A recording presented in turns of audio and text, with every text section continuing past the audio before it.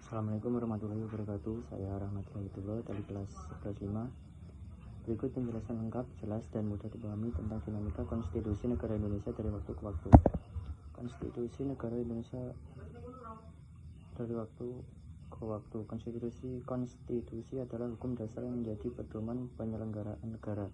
Sejak Indonesia merdeka, konstitusi yang digunakan tidak selalu sama, melainkan berubah mengikuti kondisi politik, sosial, dan kebutuhan negara. Inilah yang disebut dinamika konstitusi. Perjalanan konstitusi negara Indonesia bisa dibagi menjadi beberapa periode. 1. Undang-Undang Dasar 1945, 18 Agustus 1945 sampai 27 Desember 1949.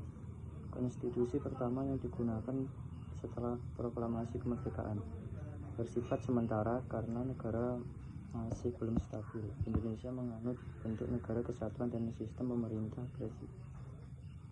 presidensial. 2. Konstitusi RIS 27 Desember 1949 sampai 17 Agustus 1950 diterapkan setelah Indonesia menjadi Republik Indonesia Serikat RIS akibat kesepakatan KMB. Bentuk negara menjadi federal. Pemerintahan bersifat parlementer.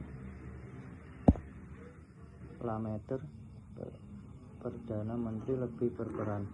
Undang-Undang Dasar sementara 1950.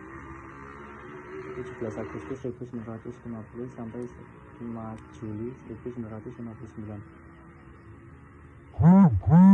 berlaku saat Indonesia kembali menjadi negara kesatuan. Pemerintahan tetap parlementer sehingga kabinet muda jatuh.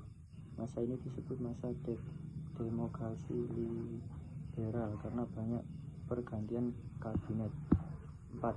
Kembali ke Undang-Undang Dasar 1945, 5 Juli 1959 sampai 1998. Presiden Soekarno mengeluarkan Dekret Presiden 5 Juli 1959 dan memperlakukan kembali Undang-Undang Dasar 1945.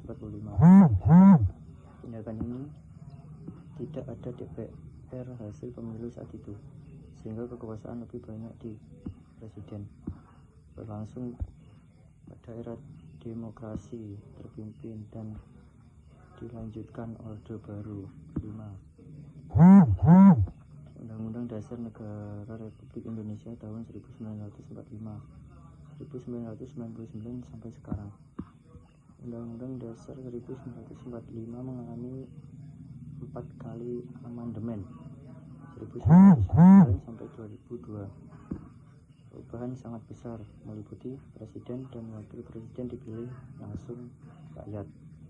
Kekuasaan presiden dibatasi maksimal 2 periode. DPR dan DPRD mendapatkan kekuasaan lebih besar. Pembentukan lembaga baru seperti MK dan KY. Penguatan hak asasi manusia. Periode ini disebut era reformasi yang membawa sistem demokrasi modern.